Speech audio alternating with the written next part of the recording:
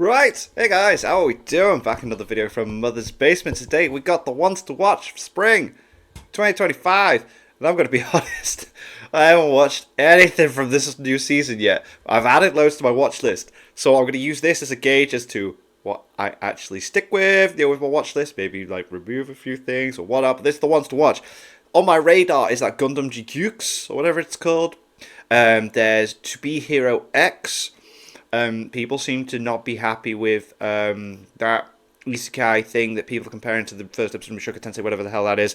And there's that one on Netflix from Studio Wit that I want to check out as well. So it's meant to be a stacked season. It's meant to be a lot of good stuff out there. I'm just going to come out and say it. There are too many good anime this season.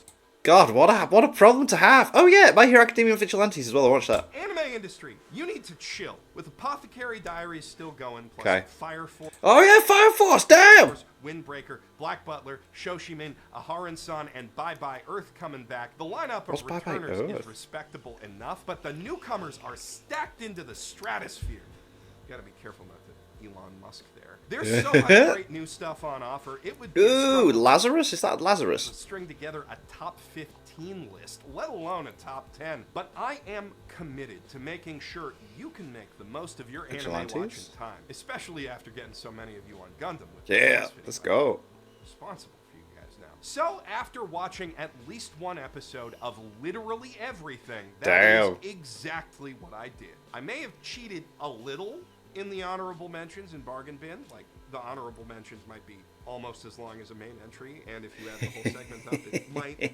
possibly be almost as long as the other half of the video. But that main video segment does contain a list of no more or less than 10 Jeff certified absolute bangers. Cool. We're talking nothing but the kind of shows that could have topped the list in any slightly slower season. It wasn't easy, nor was actually watching the anime in the first place. Also, I'm recording this with a sinus infection. So if you want to damn, thank me what a for legend. my hard work, He's dedicated please to hit the that like cause. button and leave a comment saying which show you're most excited for. These are the ones to watch for spring 2025. My Hero Academia is an anime that needs no introduction. Yep, at all. But Vigilantes, sell it to me. Come on, Jeff. But its new spin-off, Hiroaka Vigilantes, probably could do with one. Especially for folks who don't like the original all that much and might otherwise miss out on this more personal, character-driven hero story. That story follows Koichi Himawari, yet another All Might fanboy who couldn't make it into UA, who takes up his hero's mantle in a different, more literal way, using officially licensed All Might hoodies to disguise himself Wow. as the unlicensed underground hero, the Crawler, and stop baddies with his power to slide on stuff Cool. pretty fast. I like There's a that. reason he couldn't make it into UA.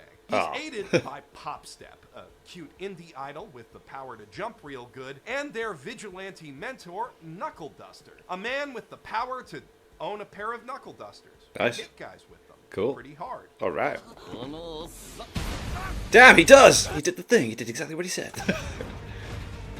Basically, took those knuckle he's dusters and hit him Crazy really Hobo hard. Batman, and it rules. And on that note, Koichi also takes pretty obvious inspiration from Peter Parker, so this whole thing's kind of like an unlicensed team-up book set in the Hiroaka universe, which also rules, especially since this manga's creators have such a strong grasp on Spidey that they were eventually given a chance to write an official story Oh. about Doc Ock reincarnating as a Japanese middle school girl, Huh. which also rules. I fell That's off cool. Hiroaka about halfway through for reasons I'll probably discuss when I make a video about finally finishing it eventually. But Yeah, because the final season's coming out, innit? So I need to watch the last season. I might watch Vigilantes to get me more inspired for going back to that last season, and then we can watch the final season when it comes out. Yeah, that's a plan. I like that. even All at right. the absolute height of my fanboy era, I liked Vigilantes more. So much, I kept reading it even after I put the main series on hold, which is a wild thing to be able to say about any shonen spin-off not made by the original writer. It's a bit rougher around the edges than the mainline series, and even though it's allowed to do some interesting things with some of Horikoshi's supporting heroes, you can feel it straining against its canonical narrative restraints. But within those margins, it manages to tell a fascinating, characterful story of of He slid heroes away. pushed to the margins of quirk-powered society, doing what they can to protect people and places beyond the reach of the profit-driven pros. And in a way, its more intimate, low-stakes story allows it to be, in some ways, less constrained by shonen battle formula than the original was, while the lower power quirks of its cast encourage more creative, small-scale action scenes that are a ton of fun to watch. I've been hyped to see Vigilantes animated for years. So Right, to have okay. Bones finally giving it such a Because I knew it existed, but I'd never really bothered to check out what it was actually about. lavish production under the keen-eyed direction of JoJo's Bizarre Adventures Kenichi Suzuki, no less, is an Whoa. absolute delight.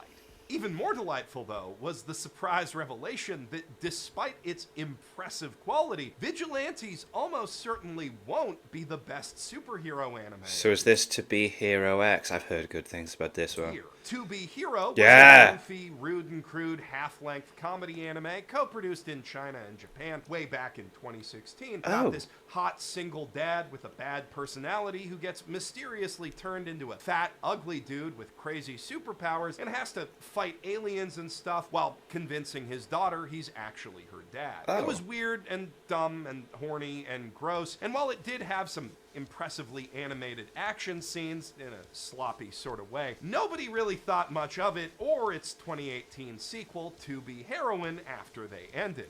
I did not know that these existed. Thus, it came as quite the shock to the 10 people who still vaguely remembered them when the new To Be Hero X moved over to Link Click Studio B Dream and came out last week looking like this. And also this, because apparently director Howling Lee wasn't satisfied with simply aping the style of friggin' Arcane. He had to go and turn it into one of the most insanely gorgeous mixed media extravaganzas I have ever laid eyes on. Wow, okay.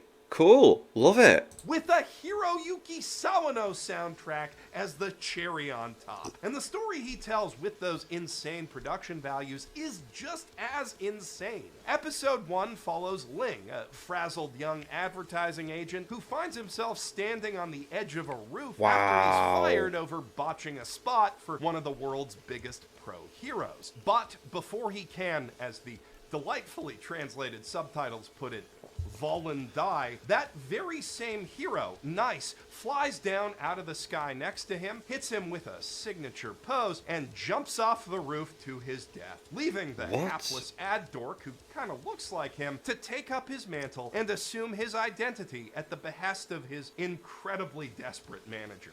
Wow, okay. Luckily, superpowers in this world are imbued by public trust, so as long as he plays the part well enough, Ling can actually take Nice's place. But while that does mean he'll get to date his favorite heroine/idol, it also means he's got to take on deadly supervillains who draw their powers from public fear in these insanely cool fight scenes. I don't Whoa. wanna This looks amazing. spoil too much, but suffice to say, this first episode has it all. Stunning action, great comedy, and an ending that left my jaw on the floor. The only thing stopping To Be Hero X from being the most Whoa, what's exciting this? new anime of the season is all the other great new anime this spring. Anime Oh, like that was it, the wasn't it? much hyped reimagining of 1970. Wow, so it really does have the two different types of animation going, like, high, like, wow. 1979's most popular show featuring the talents of Yoshiyuki Tomino and of Green Gables. M.L. Montgomery's classic Canadian coming-of-age tale has a long history in Japan as Akage no Anne, one of the first English novels published in the wake of World War II over here. The tale of an orphan girl with a boundless imagination and fiery heart to match her hair, growing up amid the idyllic, cherry blossom-laden scenery and rigidly conservative society of late 19th century Prince Edward Island, spoke to something deep within young women in post-war Japan, and the book was so popular it became a permanent fixture of Japanese curriculum in the early 70s. At the tail end of that decade, Studio Ghibli co-founder Isao Takahata brought the book to television as the first unsponsored entry in Fuji TV's legendary world masterpiece theater series, which would be the last thing that he and Miyazaki worked on together before collaborating on Nausicaa and starting, Oh. you know, Studio Ghibli, As yeah, you might wow. expect from that pedigree, it was pretty much the single most beautifully animated and illustrated thing on TV at the time, and it led a whole new generation of kids to fall in love with Anne's story like never before. Decades later, it's still held up as an all-time classic and debatably the peak of Takahata's television directing career. So Anne Shirley, the new adaptation from the Answer Studio, has some mighty big boots to Yeah, fill. I wouldn't even bother trying, my god. As you can see, it is filling them splendidly. あなた本は好き？私は夢中になると一日中読んじゃうの。 A breathtaking art style. Does look great. Watercolor Wow. come to life, packing explosive emotion into every frame of animation. Add some warm, refreshing music from Michiro Oshima, and you've got a feast for the senses every bit as delicious as our last entry. At half the runtime of the 79 version, there's obviously less room here to immerse ourselves in the world and minds of the characters, but the more fluid animation opens up new avenues for visual storytelling and directing flourishes that make up for that deficit and then some. By the end of episode 1, I was tearing up at the sheer beauty of the everyday world through Anne's eyes, which is exactly what any take on this story should aim to deliver. It's certainly no replacement for the original animation, nor should it be, but it stands apart as its own distinctly impressive Does look really interpretation nice that, down. if it can keep this quality up, will easily be one of the best anime of this year. But it's not the only gorgeous reboot of an old school show we're getting. What's this? Yaiba Samurai Legend Oh. readapts Detective Conan creator Gosho Aoyama's classic shonen battle manga of the same name for the modern day, with off-the-wall animation spearheaded by Yoshimichi Kameda, the mad genius who Mob? made Mob Psycho Wow. 100 look like Damn. Oh the my actual story god. of Yaiba is pretty simple. Our titular hero is a samurai in training, raised in the jungle by his deadbeat kendo master dad, and trained to fight gorillas and tigers Whoa. until one day they accidentally fall in a crate full of bananas and get shipped back to Tokyo. Oh. There, Yaiba's dad immediately dumps him at the house of his old kendo rival, who happens to have a daughter Yaiba's age. 女の子よ。 Oh my god. 変わった袴だな。 How very Goku from Dragon Ball. That's literally just copying Goku being Bulma. 女って怖い。 Remind anyone of Ranma. And the kid goes around Tokyo challenging kendo masters to fights until Cool. one of them turns into a demon king. Oh. Hate it when that happens. Yeah. So, What a pain. yeah, it's pretty much just dumb fun action for kids. But the animation is so much fun that comes off as a compliment. If you're looking for a Whoa. deep, resonant story with thoughtful themes and rich characters, look at almost any other anime on this list. But if you want to see some stupid, cool sword fights, Yo, you are I in do. the right place. And you should stay right there, because from Old Country Bumpkin to Master Ooh. Swordsman, we'll give you plenty more cling-clangy goodness to enjoy. Although, its sword fights are a lot more technical and impressively well-researched, so maybe I should be saying smart cool? Probably not, considering it's yet another It looks like, an overpowered dude with low self-esteem. Rudis' Some dad earns from the Mushoku respect he's Tensei. always deserved, and also a whole harem's worth of scantily clad warrior women along with it, though he is far too oblivious to pick up on any of them flirting with him. 私の家に住むというのはダメかなと。いやそれはダメでしょびっくりさせないでほしいな都会で暮らすと冗談の切れ味が上がるのかな And No. at least it's not No. necessarily a stupid one of those things. Barrel Gardenant isn't some support class schmuck who does all the work for a party too dumb to appreciate him, or some loser with a trash skill he hasn't realized is secretly goated actually. He's just a regular old sword fighter, albeit a pretty good one, leading a humble life as a dojo master way out in the sticks, where his parents constantly pester him to go into the city and get them some grandchildren already. A Oh. wish they think might finally be granted when his former pupil, Knight Commander Alucia Citrus, Oof. asks him to come to the city and work as a special instructor for the kingdom's army. As it turns out, she's not the only one of his students to make a name for themselves in the wider world. An orphan he took in 20 years ago has become the top-ranked muscle mommy in the Adventurers Guild, for instance. And love the hair. himself has, as a result, gained some indirect infamy as the backwater master of some of the kingdom's most legendary heroes. I love that. So they're both known for being absolutely peak OP, really cool sword masters, and then they're like, hey, this is the guy that taught us. They're all like, oh my god, he must be ridiculous. I love it. But now that he's actually in the capital, he's going to become a lot more famous. Because while he doesn't realize it yet, none of his pupils anywhere in the world have ever met a stronger swordsman. Aesthetically speaking, that's this cool. anime clearly takes a lot of cues from Mushoku Tensei. Okay. That's one of the most gorgeous fantasy anime ever made, so good. Yeah. Thank you. More of that whole vibe, please. Narratively, though, it couldn't be more different, cultivating a wholesome, affable vibe among a cast of almost entirely likable and non-criminal characters, including a few men who have, like, healthy friendships and respect for each other, which is such a breath of fresh air from just about anything with the remotest whiff of underrated adventurer nonsense. Yeah, wow. Except Mushoku Tensei. Mushoku Tensei also does have that. Mushoku Tensei is a good show. I like Mushoku Tensei. But this is a lot easier to recommend. And Beryl himself is an especially refreshing lead as a middle-aged man who actually acts his age and just wants to help the next generation reach their full potential.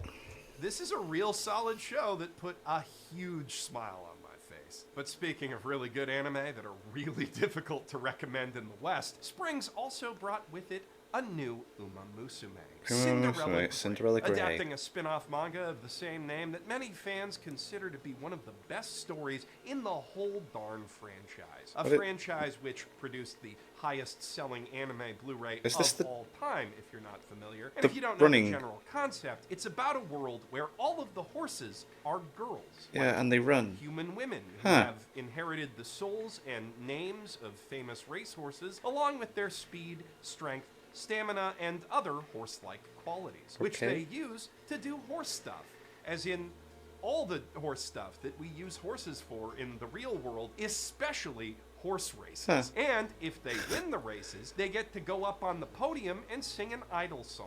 The franchise came about when someone at mobile developer Cygames was pondering the popularity of Concole and other such gotcha things about famous military weapons anthropomorphized as high school girls, thought for a second about how many salarymen he sees at the horse track all the time, and then his eyes turned into cartoon yen signs. And then Cygames, being Cygames, decided to world build the out of that idea by making the phones extra long to reach their ears, for example. And have their own lanes on roads. That's amazing. Horse Girl Statue of Liberty.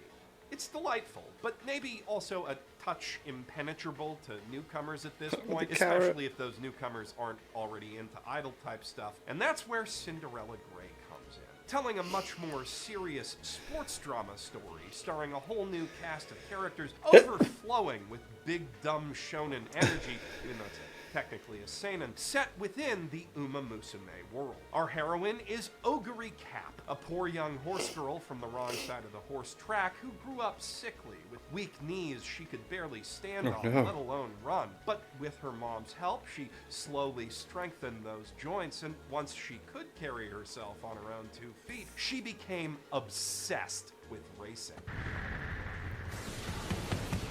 Let's go.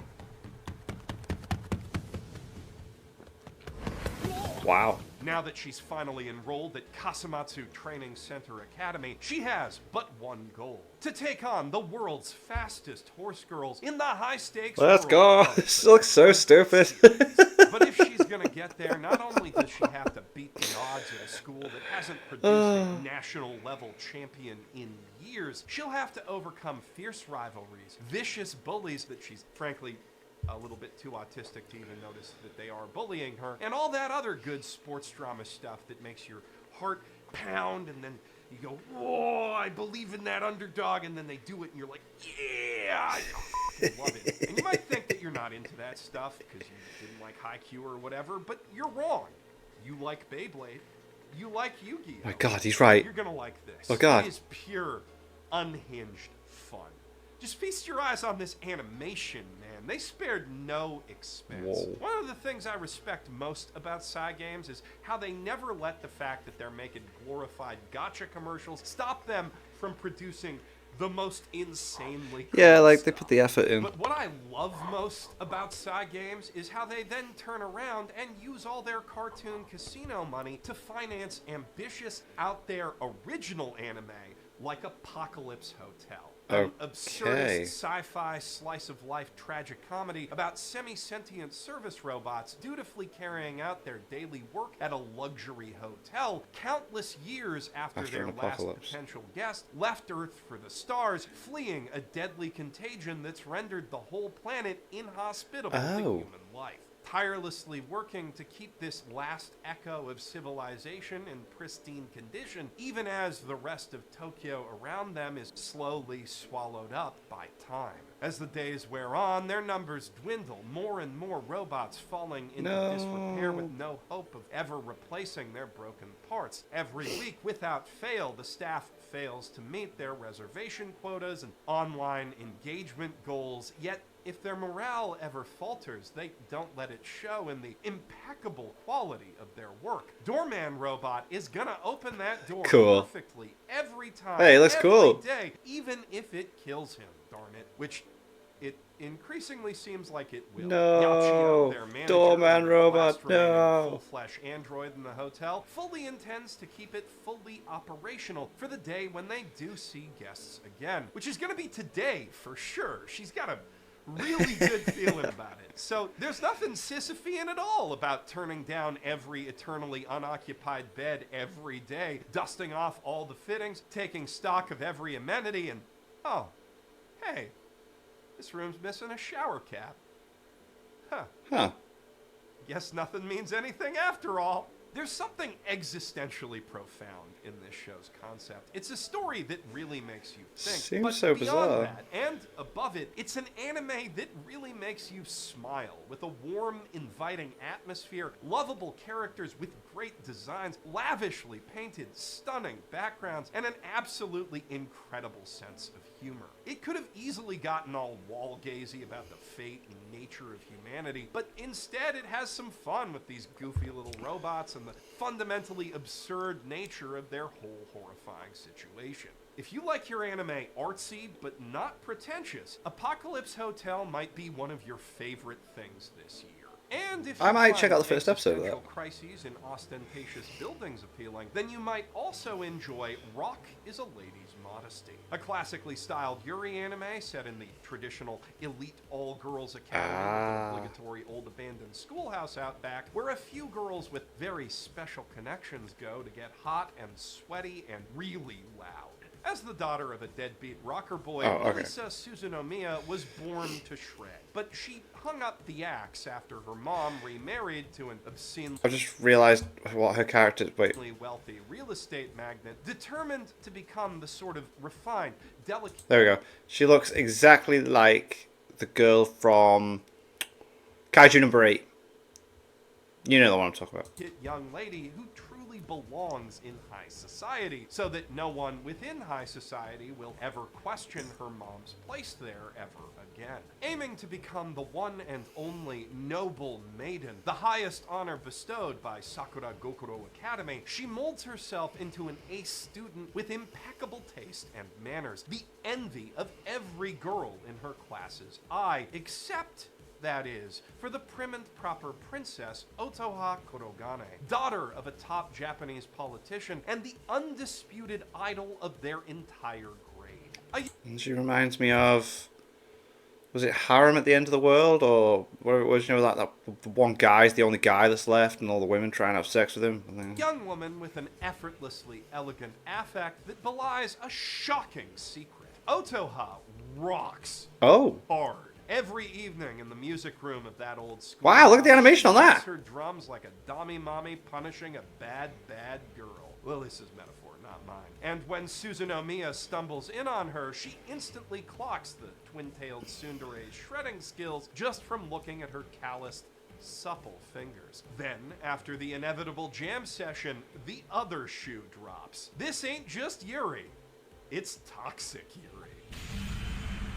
この不燃ゴミがそんなギターやめちまえ Yum.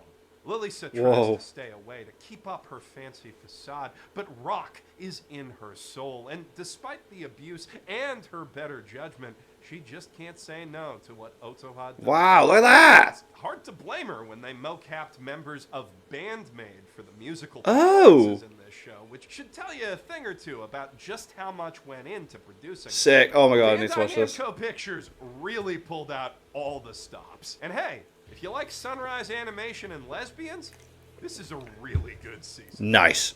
After Witch from Mercury set the internet ablaze last year, Mobile Suit Gundam G-Quax is the second Gundam series ever to feature a female protagonist. Please do better than Witch from Mercury. Please, don't tease me. Don't draw me in with a really good first half and then just bleh.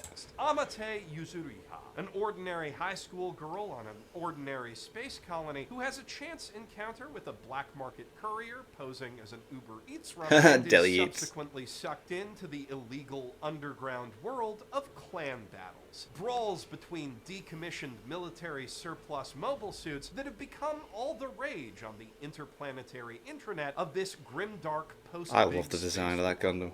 Animated at Hideaki Anno's studio Kara under the direction of his longtime collaborator Kazuya Tsurumaki, the series promises an inventive, subversive, gorgeous, and exciting new take on anime's most enduring and influential sci-fi dynasty. Which I probably don't have to tell you to check out if you're a Gundam fan already, or if you watched my video last week. But if you're not, or you haven't seen what many are calling my best video ever yet, or you just haven't good gotten video. around to G-Quax yet, this is definitely an anime that Gundam fans will want to go into blind. So I'm going to give you a little spoiler warning here before telling you exactly what makes it so cool, to give you time to skip the section and go watch it for yourself, preferably Okay. after watching the entire original Gundam anime, like I said in my last video. But if you're not worried about spoilers, the cool thing about G-Quax is that it's Gundam's first big-budget what-if story, set in an alternate version of the Universal Century timeline where the Principality of Zeon won the one-year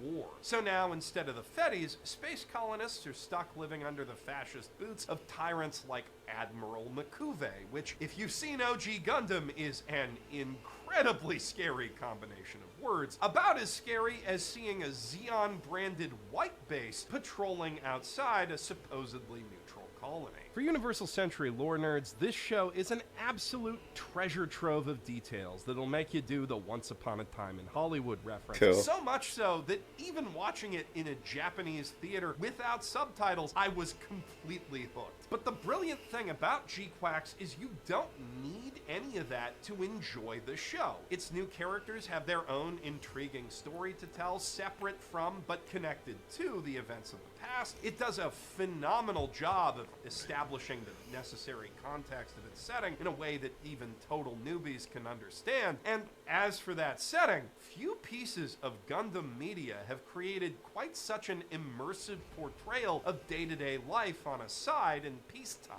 In particular, the imagery of the colony shifting into its night cycle is something that's going to stick with me for a really long time. Hey, that does look good. Wow. My only quibble about the whole show is that Ikuto Yamashita's mech designs are perhaps a little too Ava-fied for Gundam. Personally, I like them, but I know a lot of people who don't, and it is I like 'em. probably going to result Well, in as soon as some he said that, I very can see it. controversial model kits. But if that's the only thing to complain about, you know you're in for some good-ass Gundam. Speaking of classic sunrise Lazarus? animated sci-fi, though, the top rec in my top 10 for the season, the latest collaboration between Studio Mappa and the director who first put them on the Mappa, Cowboy Bebop director Shinichiro Watanabe. All right, and am I right that they got, so there's John Wick is somehow involved in this, like the film. So like the choreographer for John Wick, didn't he help the choreography for this? Gold alert. Gold alert. Lazarus is a brand new original anime series commissioned by Adult Swim under the directive that Watanabe could make whatever the hell he wanted so long as it wasn't too goofy, which is a bit disappointing as an enjoyer of dandy guys. Mate, Space Dandy's so good. I can't complain too much when it means we're getting one of anime's greatest directors teaming up with John Wick's Chad Stahelski to make a parkour there you go. I knew it. thriller about an opioid-induced apocalypse. Well, the prescription painkiller crisis is clearly the main inspiration for the show's plot, in which the creator of a miraculous superdrug called Hapna reveals he designed it to kill everyone who used it after 3 years in their bloodstream. But the lackadaisical way mankind reacts to the proclamation of our impending doom, mostly carrying on like everything is normal, seemingly convinced that someone somewhere is going to fix it before it really becomes a problem in just 1 month, equally echoes the early days of the pandemic. It's a well-observed commentary on human nature, like all of Watanabe's work, wrapped up in a rip-roaring, action-packed, and infectiously musical package of that anime good shit. What's with the getup? Is that prisoner outfit some type of fashion trend or what? What kind of moron would be that stupid? As we follow an elite squad of prison escape artists, hacker, drone pilot kid, sexy motorcycle chick, etc., on their journey to track that drug's elusive creator down and beat the cure out of him before time runs out, explosive fights and free-flowing chases bleed into each other organically, every movement timed masterfully to the jazz fusion score to create the sense of synesthetic momentum that defines Bebop, Shampoo, and all of Watanabe's best work. Each scene, action, or otherwise working subtly to establish the charming cast of characters and the world around them. It's already a top contender for slickest anime action of the year, and we haven't even really seen what Stahelski's going to bring to the table in terms of fight choreography yet. Some folks are understandably reticent to trust a cool new Adult Swim thing after how Ninja Kamui and Uzumaki went down, and the, at this point, mandatory dub definitely isn't helping those first impressions. Although if the choice to make everyone sound kind of sleepy because they're all on painkillers was intentional, that still probably wasn't a very good idea. It's just not a great dub. But I personally have never once been disappointed by the choice to let Shinichiro Watanabe cook, and I fully expect this to be another all-timer when all's said and done, because dude doesn't really know how to make any other kind of anime.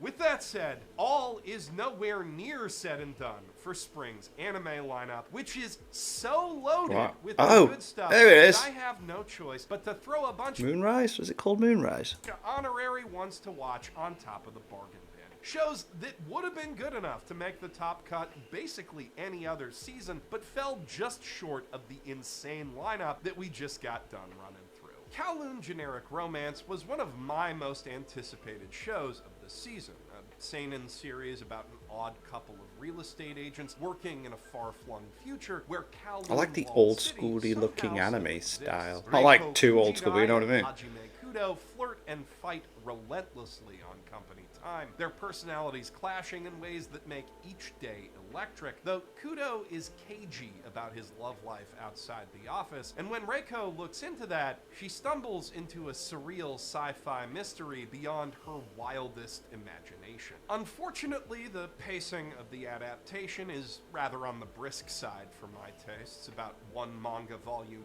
per episode, leaving less time than I'd like to really luxuriate in the nostalgic Kowloon vibes the show aims to curate. But the first episode makes smart choices with what to cut, so it doesn't feel too rushed, and the characters and plot remain charming and intriguing even with everything that's been trimmed. Plus, the whole thing is animated beautifully, with an especially impressive attention to detail in the backgrounds. Also, Reiko's like top 10 hottest anime women I've ever seen, so that's a huge point in its Wow. Even with all the adaptational compromises, this still feels like an 8 out of 10 version of a 9 or possibly 10 out of 10 story, and its position just outside of my top 10 is no knock against it, only a testament to how packed the field around it really is this spring. Same goes for Witch Watch, the hotly anticipated Shonen Jump rom-com adaptation, which follows an Oni living among humans named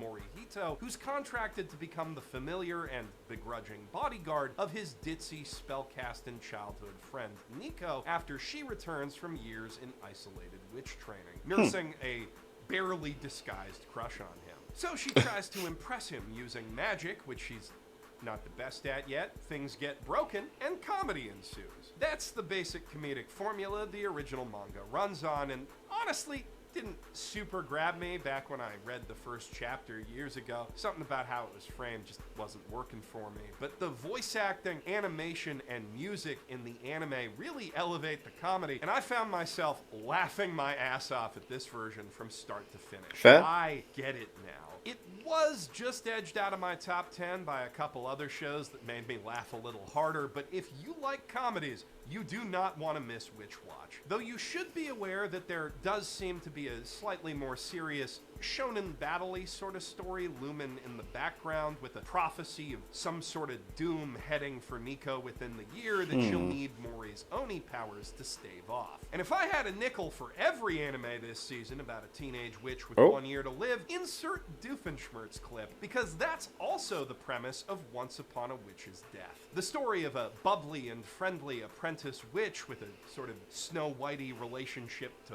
woodland creatures who learns on her 17th birthday that she's been cursed to do the Private Ryan Matt Damon meme as soon as she turns 18. Her only hope of survival is using all of her magic know-how to bring miracles into the lives of everyone she meets, collecting 1,000...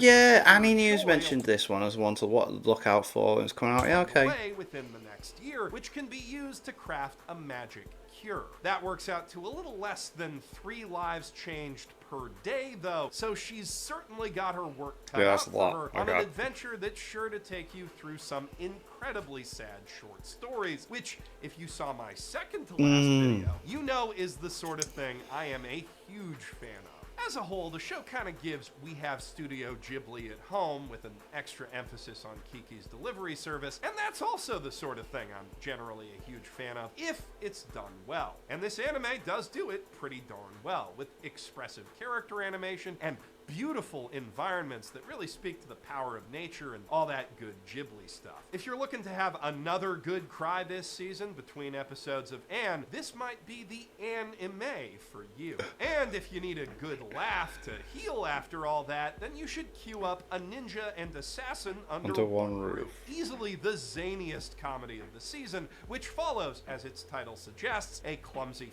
f***up ninja named Satoko who finds herself marked for death after accidentally running away from her clan, and Konoha, the straight-up psychotic schoolgirl assassin who takes her in off the street. Not at all out of the kindness of her heart, which does not seem to exist, but rather because she's too lazy to clean up her own crime scenes, and Satoko's leaf transformation ninjutsu is super useful for that. Also, that ninjutsu is insanely well animated, as is damn near everything else in this show, to the point that you're just like, holy shit, how does this silly little gag manga adaptation cool? Hey, it looks boss. And then you look at the credits and you see Studio Shaft and the director of Madoka Magica, and you're like, oh. Also, that explains how horny it is. It's still early days, but this one might honestly have the potential to be Nichijou. Looks good. But, you know, like horny, violent Shaft Nichijou, which might be better. So why the hell isn't this in the main list? Because there are too goddamn many amazing anime. This looks so good. That's this season looks stacked. Even though I was super impressed with how willing this show is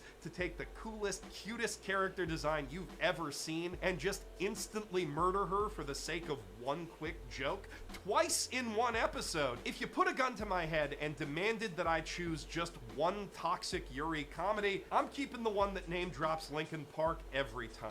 And I'm not sorry about it. Just like Konoha isn't sorry when she takes a job to kill her best friend's dad in episode 1, and that happens so fast. Holy, girl's really f***ed up. Look, the anime competition this spring is so fierce, I had to put Sword of the Demon Hunter in these honorable mentions, even though it's one of them Oshinoko style prestige anime with a swagged out hour-long mini-movie premiere, which was really good, an impeccable blend of slick action, Shakespearean tragedy, immersive visual world building, and even a touch of genuinely effective horror that left me eager to see the next chapter of its story, which is about this cursed half-demon samurai on a century-long epic historical fantasy quest to right the wrongs of his past and avert the prophesied end of humanity at the hands of a mighty demon queen he helped create. Brilliant stuff. Cool. Utterly pulse-pounding and profoundly thought-provoking. This show has me enthralled. If you with Demon Slayer or Inuyasha or Dororo or anything in that ballpark, you should absolutely watch Sword of the Demon Hunter. But there are two other anime on the list with better, or at least subjectively more appealing to me, sword fights. And the first episode had a weird time skip moment that was a little confusing, just a little confusing, but that's the arbitrary criteria I had to use to cut it and maintain my arbitrary self-imposed limit. I mean, let's be real, this is already a top 15 list in all but name, is what I'd say if I didn't have 5 more honorary ones to get through. That's right, bitch. It's a top 20. What are you gonna do about it? Leave a comment? Please leave a comment. Summer Pockets is the latest visual novel from Key to get itself an anime adaptation, joining the likes of Clanad, Air, and Kanon in the grand pantheon of stuff that's guaranteed to make you cry like an anime fan on prom night. Because your date wanted to watch Violet Evergarden and chill, stud. Unlike those and that, though, it's not being animated at Kyoto Animation, but rather studio feel, as in the things that this anime is gonna hit you right in by the time it's over. So it's probably not gonna hit the same highs as Clanad, but it should still be consistently good based on Feel's track record, particularly working under this director. The first episode's already delivered some nice eye candy and delectable summer island vibes, while setting up a slice of life story about a troubled young man trying to escape his unpleasant past in the city by going to his dead grandma's house to manage her estate sale and meeting a bunch of quirky waifus who he'll get mixed up in the lives of and learn a bunch of painful lessons from. Though not all of those waifus yet, which is a big point in the show's favor. Too often these visual novel anime rush to establish all of their routes in episode 1 and end up fumbling all of them by juggling too much at once as a result. This adaptation has a good handle on its pacing and dialogue that should make for a really good time, right up until it is, of course, a really bad time. If you're only looking to solve the good time part of that equation, then Food for the Soul will scratch your slice of life itch in a far less painful manner. The newest PA Works original anime, made in collaboration with Non Non Biori creator Otto, is about a club full of cute college freshwomen exploring their culinary passions in the form of delectably rendered anime food porn and goofing off in the club room. That food in anime just always looks so goddamn tasty. May actually be most of what they do, especially if the really genki one gets her way. Not that the target audience is going to complain either way. I mean, they might complain a little bit if they don't get more of that food porn. You like moe anime? This right here is some darn tasty moe anime from a studio with a darn impressive track record making exactly this sort of thing. With its socially anxious protagonists surrounded by lovable, relatable idiots, it seems to be taking cues from Bocchi the Rock, and Bocchi rocks, so I doubt anyone's gonna complain about that either. It's a cute, funny little thing with charming animation that does everything you could possibly want from a cute girls doing cute things thing. But if the characters or subject matter aren't quite your thing, the nice thing is that this season is giving us a lot of moe options. For instance, Mono is about a high school photography club whose members are left adrift after the graduation of their beloved club president. And when I say beloved, I mean that their new president, Satsuki, basically only took pictures of her senpai taking pictures, like thousands upon thousands of them. So she's kind of just spent the entire semester so far lying under the clubroom desks in the fetal position. And the other member, Anne, only joined the club so that she could take pictures of Satsuki, and nobody's really getting much done. Hoping to find some new motivation, funny. the girls decide to go get themselves some fancy new action cameras that replace the smartphones they've been using, one ultra-portable GoPro puppy cam. daily, and one fancy 360-degree device. And in the process of acquiring those cameras from an online auction site, they end up befriending a local mangaka who wants them to serve as models for her new Cute Girls Doing Cute Things yonkoma about teenage idiots with action cameras, which is maybe a little too meta, but also as good an excuse as any, I guess, to just get them out of the house and in a terrifying car ride to various pretty places and things that they're going to take pictures of. Of all the moe anime this season, Mono definitely impressed me the most. Seems interesting. Humor and the expressive quality of its animation. So if you appreciate laid-back vibes and scenery porn a la laid-back camp, this one's really going to do it for you. And so is Zatsutabi, That's Journey, which might actually come a little closer to the whole Yuru camp vibe specifically. It follows Chika, a young rookie manga artist currently working as an assistant who's been struggling to break through into running her own series ever since she unexpectedly won a one-shot contest for a big magazine. Oh. Fed up with feeling stuck in life after her editor rejects 3 drafts in one day, she decides to set out on an impromptu journey to wherever her social media feed takes her, and the rough experience of that unplanned adventure proves to be unexpectedly healing. Basically, the whole thing's a big animated travel brochure for neat places outside of Tokyo, but with a well-developed cast of characters, a well-researched eye for detail, and a strong sense of atmosphere. It really makes that concept work. The first episode grabbed me as soon as Chico was out of the city. Having recently taken my own first proper vacation out of Tokyo, I was blown away by how well it captured the feeling of the world around you opening up as the Shinkansen tears away from the endless sea of buildings and into the countryside. The vibes in this one are absolutely immaculate. Looks nice. The especially areas, for the any locations artists look out good there as well. looking for a spark of inspiration. But speaking of artists, there is an underappreciated art to making great ecchi. And I'm not just talking about drawing the nips real good, though that is very important Dear too. God, and yeah, rest assured, yeah. the anime I'm about to recommend has that covered, or uncovered. The best ecchi goes beyond simply saying, hey look, a naked anime girl, to take advantage of the complete lack of narrative restraint that comes when you open with saying, hey look, a naked anime girl. Takamine-san is one such anime girl, and please put them on, Takamine-san is one such anime. Oh my god, what a title for an anime as well. That's so like... Oh dear. Them in question is panties, because of course it is. And the reason... Right, so it is literally just... Oh god. Okay.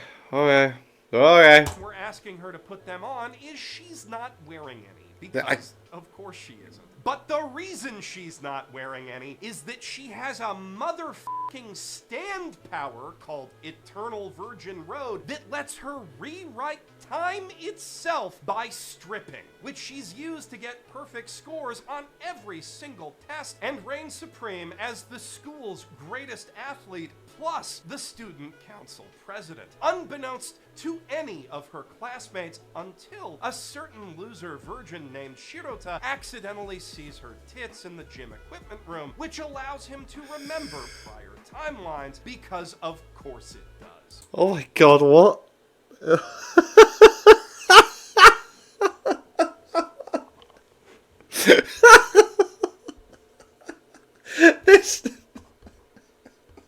This definitely seems like a, hey guys, I've got a really dumb anime to watch. Let's all sit down together and just laugh kind of anime. I've got to get Dan and Steve to watch this. Oh my god. But all of that fits perfectly well into Takamine's grand keikaku. She can only fit so much lingerie into her own bag, you see. So she recruits Shirota very much against his will to be her closet, carrying around an extra stash of lacy unmentionables and putting them on her whenever asked so that she can f with time even harder than she already was. You can expect to see this one right at the tippy top of Hottest Trash this month. Yes. Because I fucking love it. Sounds amazing. It sounds amazing in the most stupidest way. Oh my god. Yes, that was still part of the honorary ones to watch, and I saved my favorite for last, because I'm not a coward. But before we get to the merely good stuff in the bargain bin, I want to make one last special Moonrise. nod to Moonrise. Yeah, like, so apparently the director's not happy that Netflix hasn't been promoting it very well. But then as soon as I opened my Netflix app, it came up with it as a recommendation. So I think that's good. Like, you know. 18-episode It's Wit Studio and the guy that did the character designs for Full Metal Alchemist, isn't it? OMA from Wit Studio and the director of Attack on Titan that just dropped in its entirety on Netflix, telling the tale of a far-flung future in which Earth has achieved world peace by colonizing the moon and dumping all our criminals there like some kind of space Australia. But then the moon does a revolution, moon rise, if you will, the ecological effects around the base of the former space elevator leading up to the moon are much closer to a colony drop. It's pretty much just Gundam without the Gundams, which feels pretty appropriate for a big new project from Wit's Titan team. And while I can't vouch for the quality of the whole series, because I've been busy watching all this other anime for this video, the first couple episodes seem pretty darn good, and if you're finished watching Gundam, like I told you to last week, and ready to binge another space opera, it's probably worth checking out. Now, finally, it's time to dive into the bargain bin, where we're still gonna find some stuff that might have made the honorable mentions in any less stacked season. Stuff like the Gorilla God's Go-To Gal, a rare, I can't believe it's not isekai harem power fantasy for her, set in a world where everyone gets their magic RPG skills from almighty animal totems. Our heroine is a meek young girl who doesn't really want to stand out, which is too bad for her, because it turns out that she's the once every half a century chosen one of the unbeatable Gorilla God, leading her to be recruited by the Royal Knights and thus swiftly surrounded by hot men who just won't stop paying attention to her. Damn. What a drag. What a life. That's some good girl trash right there. But don't be jealous, fellas, because while I absolutely can believe that it is isekai, I'm the evil lord of an intergalactic empire. That just screams isekai. God, what's this? At least a decently original one. It follows a formerly good-hearted, hard-working man who finds himself reincarnated as the heir to a massively indebted noble house in a science fantasy universe full of mechs and shit, and sets out to not just erase the debt left by his deadbeat parents, but conquer the whole dang universe with the help of his hyper-intelligent robot maid slash sex bot as post-traumatic revenge for his last life, in which he was... That can't be right. No, it says right here. Cucked to death.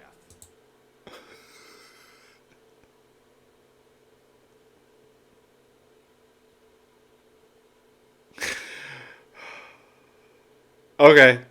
So, yeah, it's a horny, edgy, bullshit revenge fantasy thing, but one so over the top that I can't help having fun with it. Hottest trash this season is gonna be yeah, it seems it. And can a boy-girl friendship survive is gonna make a great trash appetizer for that eventual menu. It is about as groundbreaking a rom-com as that incredibly vapid title suggests. Just your standard love triangle thing with a childhood friend who realizes slightly too late that she doesn't just want to be friends. But the animation looks nice, the characters are plenty charming, and both girls are cute and worth rooting for in their own ways. Speaking of fine dining, though, Dinner Table Detective is the story of a wealthy heiress posing as a rookie cop for as yet unexplained reasons, and hiding her largesse from her colleagues so they don't treat her different, even though the inspector that she works directly under is the boy heir to a luxury auto manufacturer infamous for their over-designed, underperformant wannabe Porsche pieces of crap. Also, she's got this hot butler who kind of bullies her while helping her solve fancy crimes in fancy places. It's given Phoenix Wright, it's given Legally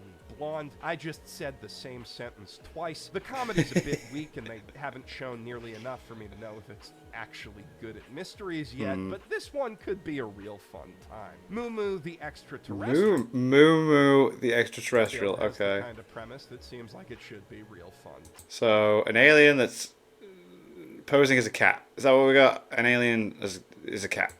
After wiping out all of their intellectuals and engineers in a very short-sighted effort to end all war on their planet, a race of hyper-advanced alien cats comes to Earth looking to rebuild their technology base by learning the secrets of our appliances. Like a sort of reverse Doraemon, where instead of granting his socially anxious human host fantastical tech miracles that allow for goofy stories to happen, the alien guest just breaks her microwave.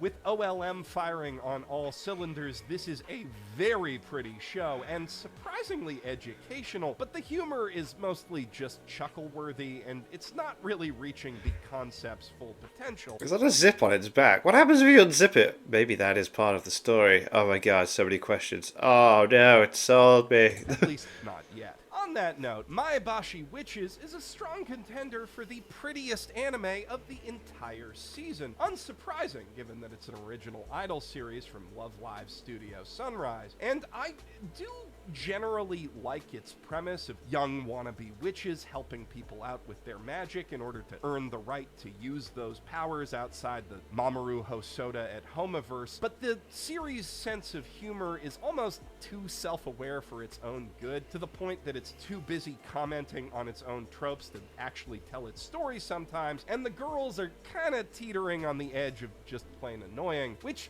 is surprising, considering it shares a screenwriter with Bocchi the Rock. If those issues are ironed out, this magical girl idol thing could be a sleeper hit of the season, but even as it stands, there's still plenty here for Sakuga enjoyers to drool over. On the flip side, fantasy fans who don't mind a total lack of great animation so long as there's some good world building to chew on underneath it might enjoy Teogonia, a more subtle sort of isekai in which the hero only partially remembers his past life after...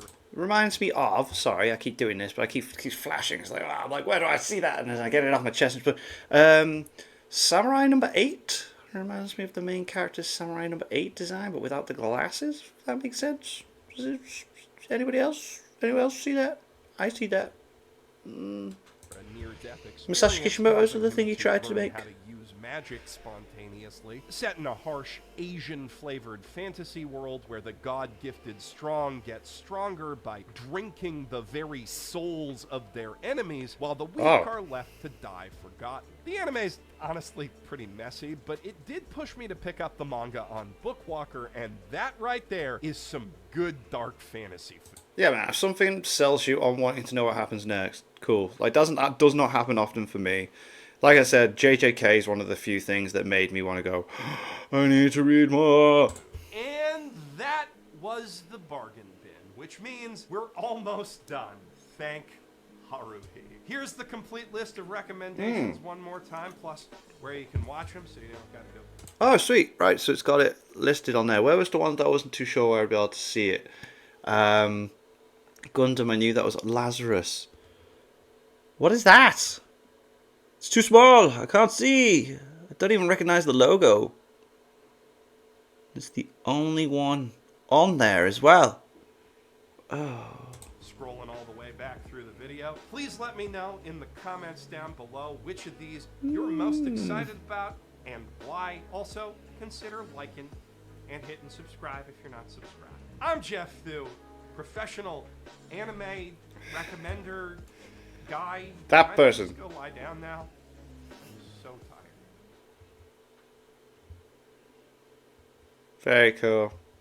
Stacked. This season's stacked. Like I said, some things I want to check out. I want to check out that Gundam one. I want to check out Moonrise. I want to check out Lazarus. But what the hell was that platform? I don't recognize it. It's so annoying. To Be Hero X looks good. Vigilantes, I think, is going to inspire me to go back and watch that last season of My Hero Academia so that I'm ready for the final season of it. And that one with the girl taking her panties off and manipulating time, I think I'll add that to my watch list. I watched that with my friend. Let's try and have some time. We're still only halfway through other things. I can't remember what the last one was that we started watching. But yeah, anyway, this season looks awesome. When the Heist Trash comes out, we'll check that out. When Gigguk does his anime in a nutshell, we'll check that out. Fun times ahead for everybody. Woo! Thanks for watching.